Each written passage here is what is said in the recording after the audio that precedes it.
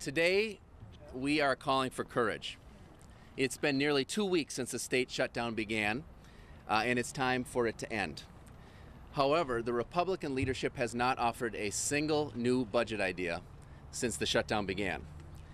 It's time right now for some courageous Republicans to step forward and do what is best for Minnesota property taxpayers, for our neighbors with disabilities, for our children's futures, and not what is best for the Republican Party. Compromise in a time of shutdown and partisanship is courageous. All it takes is 6 courageous leaders to buck the Republican Party line and listen to the vast majority of Minnesotans who want to cut the state budget and want to raise fair revenues to fill our historic budget gap. Minnesotans are courageous people. We believe in putting principle over partisanship and people over politics. Today we are here with 3 courageous Minnesotans who are holding on during the shutdown.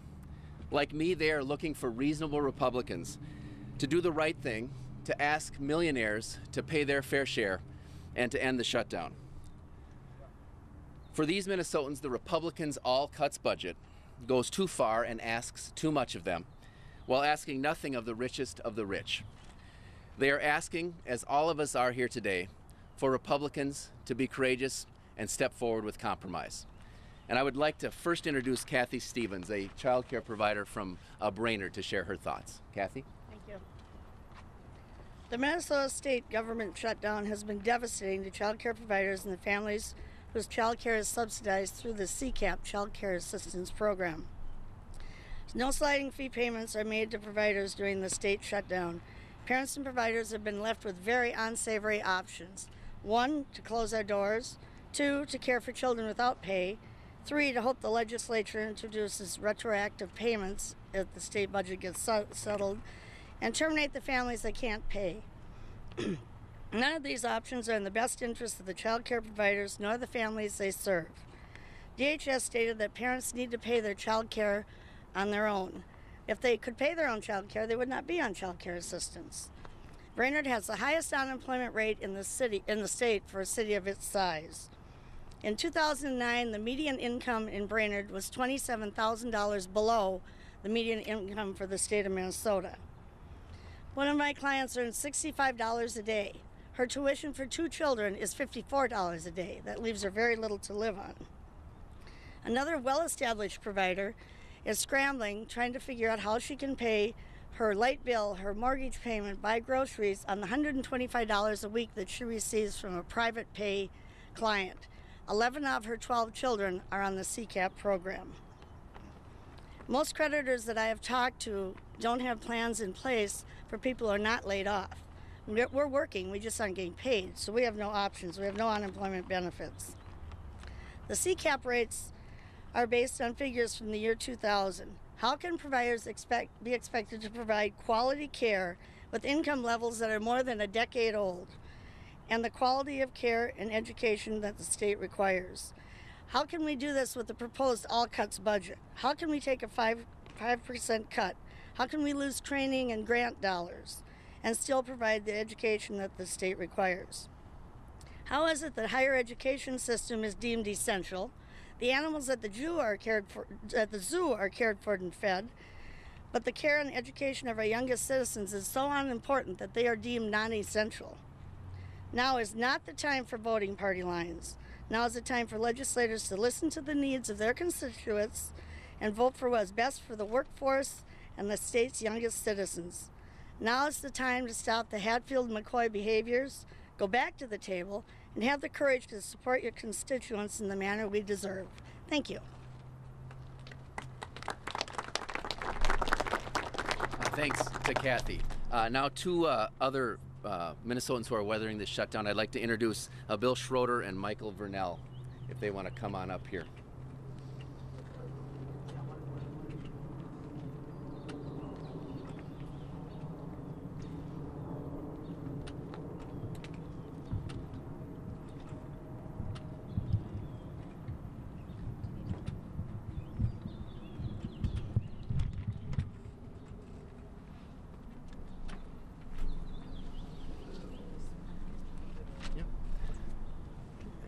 Got it.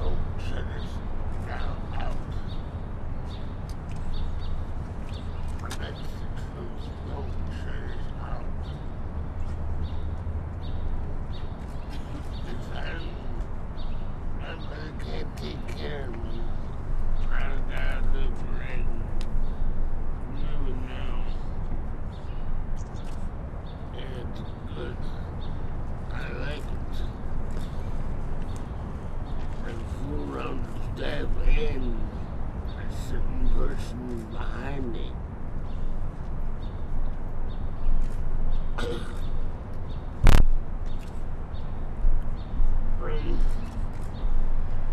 I'm also good on one other thing. And I make you all worry about.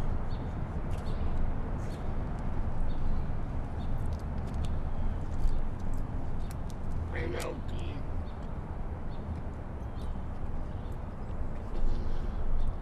Thank you very much. Thank you.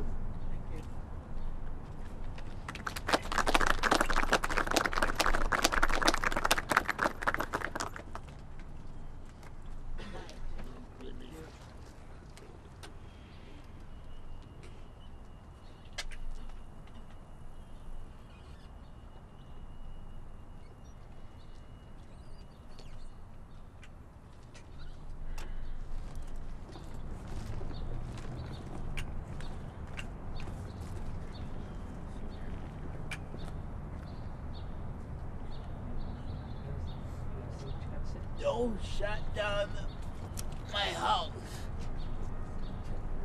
We need care very bad. And we need to keep the staff. And I don't want to. What the? We keep the staff. Tashana and Mark.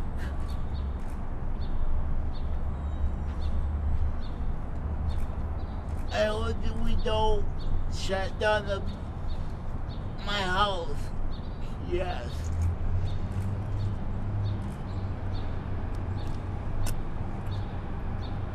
I hope we don't shut down, go home my mom and dad's house. But yeah.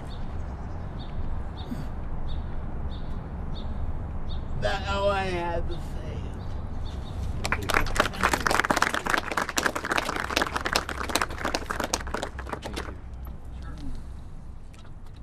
And now, last I want to introduce Claudia Stahl, who is the Executive Director of the Asian Women United of Minnesota, to speak about domestic violence and other issues. I'm going to slide this up if I can.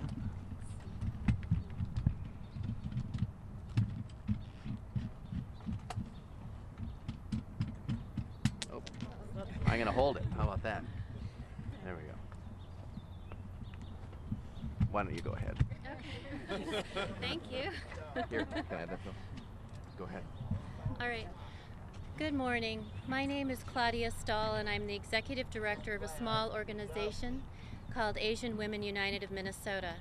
Asian Women United provides emergency shelter, support, and advocacy to women who aim to live violence-free lives. Our shelter, which can house 24 individuals at once, is called the House of Peace.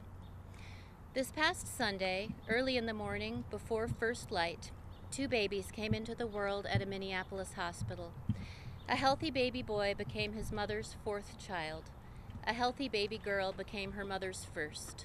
In the days prior to delivering their beautiful children, both of these mothers lived at the House of Peace. Instead of being shoved, kicked, and berated by their husbands, these women spent the last days of their pregnancies being fed, nurtured, and cared for by a team of advocates at the House of Peace. A significant portion of the House of Peace's operating budget is funded by the state of Minnesota's Office of Justice Programs, the OJP. Because domestic abuse crisis and shelter services have not yet been deemed critical, our revenue stream has been, for all intents and purposes, frozen since July 1st. Protecting public safety is a core function of state government. Battered women's shelters and crisis hotlines do just that. They protect people from harm, people who otherwise face real and imminent danger. We at Asian Women United are determined to continue providing a safe place to battered women. To stretch our dwindling resources as long as possible, we made the difficult decision to furlough or partially furlough over half of our staff for the duration of the state shutdown. While we continue to provide safe, comfortable shelter, it is increasingly difficult to help women make the next step into permanent housing, which cannot be secured without an income, which typically comes from steady employment, which is usually incumbent upon consistent daycare, as you heard about earlier, which is at least in part made possible by child care assistance, which is not being paid by the state at this time. Asian Women United is just one of hundreds of nonprofit organizations whose mission and purpose is to provide advocacy and access to basic needs for thousands of Minnesotans who are vulnerable to hunger, homelessness, and domestic violence. In 2010, according to the Minnesota Coalition for Battered Women, more than 56,000 battered women and children sought help from domestic abuse agencies. Each day of the shutdown brings us and other organizations closer to the prospect of reducing services and eventually turning away battered women and others in dire need of community support. We ask all Minnesotans, especially our leaders, to consider the real lives being impacted by a protracted shutdown. Yesterday afternoon, the woman who gave birth to a son in the wee hours of Sunday morning returned to the House of Peace. She held her baby up to show staff, to show those of us who did not turn our backs when she and her child needed help the most. And beaming with joy, she simply said, "Thank you." So, fellow Minnesotans and leaders of the state, please don't turn your backs on your fellow citizens, and please don't turn your backs on those most vulnerable, like the 2 newborns at our shelter. Instead, we ask you to honor justice, equity, and our collective humanity. Thank you. So I'd like to thank Claudia and Kathy and Bill and Michael for coming out and speaking today, and for all the strong Minnesotans that they represent. It is time now for the Republicans to show the courage to compromise, to come to the table with a real offer that is not only going to end this shutdown, but the shutdown is just a symptom of the larger the larger issue which you're facing, which is we need a fair budget put in place. Because the impacts that these folks are talking about and so many other people are talking about of this shutdown, but also of the Republican budget, those impacts are things that Minnesota cannot sustain unless we have fair revenue coming in as part of balancing this budget. So it is time for the Republicans, I believe, to step up. We haven't again seen an offer from the Republican leadership since the shutdown began. That I find incredibly both frustrating, as I think most Minnesotans do, but also incredibly sad and showing a lack of leadership. So it's time for some other Republicans to step up and do the right thing to pass a budget, a permanent budget, that is not going to cause the impacts to domestic abuse providers, to people caring for people with suffering from domestic abuse, to the people with disabilities in our community, to the aged and our seniors, to child care providers, but actually do what's right for the investment that we need in the state of Minnesota. So we're calling on, we're standing here today saying that there is a way out of this shutdown, and it is a fair and balanced budget. We're standing willing to work to get to that, and we call on the Republicans to do the same thing. Thank you. Mr. Minority Leader, what have you done to fill those 6 seats? Have you reached out to Republicans? Has the governor, there are some moderates in the legislature, say they've never heard from the governor on the Republican side. We have had our members reaching out to them, and I've talked to members of the Republicans on the House side as well. So how many seats do you think you have filled unofficially or officially? I don't know. I mean, you hear people all around the state, Republican legislators in their district saying they're open to revenue, but we haven't seen many specifics coming from them. It's time for some specifics. You cite specifically the millionaire tax, but the governor has put many other sources of revenue on the table, including a cigarette tax, a liquor tax, tax expenditures, even a 50-50 school shift. Would you and your colleagues be willing to support those other revenues? We would be willing to support these revenues, our entire caucus, with 6 Republicans. And it's, the thing is, the Republicans haven't shown any willing to put any ideas on the table, and I think that's the unfortunate thing. So is that a no for those other forms of revenue that the governor has offered up? So I think that that's the Republicans have said no to all of those things, so I don't even know that it's a particularly relevant question at this point. The Republicans both said no to what you're calling the millionaire tax, so why is it not relevant? Well, I think we can pick up, if we can pick up 6 Republicans, we can pass that. Can you name any names of people you've reached out to, likely votes on your side? I don't really want to go into any specific names right now. Do you think this scenario is more likely than what House Speaker Zeller said last week? He said Democrats have not been a help. I don't anticipate Democrats are going to put up any vote. Any deal will be all Republican votes. Do you see that as the way out or not realistic? I think if we hear from some Republicans that are willing to do a right by Minnesota and put some real and fair revenues on the table that the vast majority of Minnesotans actually agree with, which is asking millionaires not to pay more than the average middle-class Minnesotan, but just the same amount as the average middle-class Minnesotan, to avoid property tax increases and some of the cuts we were talked about today, I think there should be 6 Republicans out there that would do that. But the Speaker does not envision that. He said very definitely last week he envisions an all-Republican vote plan. The Republican leadership doesn't envision the Democrats playing any role. I think that's unfortunate. Can I get your reaction to the governor not saying no to the 2 Republicans, Zellers and Koch, going with him on his trip across the state today and perhaps the rest of this week? They say it's an opportunity to continue the discussion. Good idea from him, bad idea? I think it's important that the governor's getting out and talking to the people of Minnesota. The Republicans are certainly able to go out and talk to the people of Minnesota as well. What I would say is the thing that's most disappointing is the fact that Republicans were now, 10, 11 days into the shutdown, and they haven't put a single new idea on the table. That's what they should be working on, is developing a proposal of their own. The governor's offered at least 3 new compromise offers, if not more, since the shutdown occurred. The Republicans, we've heard 0. So what they should be spending their time is actually coming up with a solution to the shutdown, but more importantly, a solution to get to a fair and balanced budget. How would 6 defections change the dynamic if you still had an unwilling leadership to deal with? Well, I mean, the leadership has expressed the fact that even if we had 6 Republicans, they would not be willing to bring a vote to the floor. The bottom line is that the people of Minnesota knew that that was the case, and it was clear that we had enough people to pass a fair and balanced budget. I think it'd be I think the people of Minnesota would be terribly upset that the Republicans are blocking that kind of solution for purely political, partisan purposes.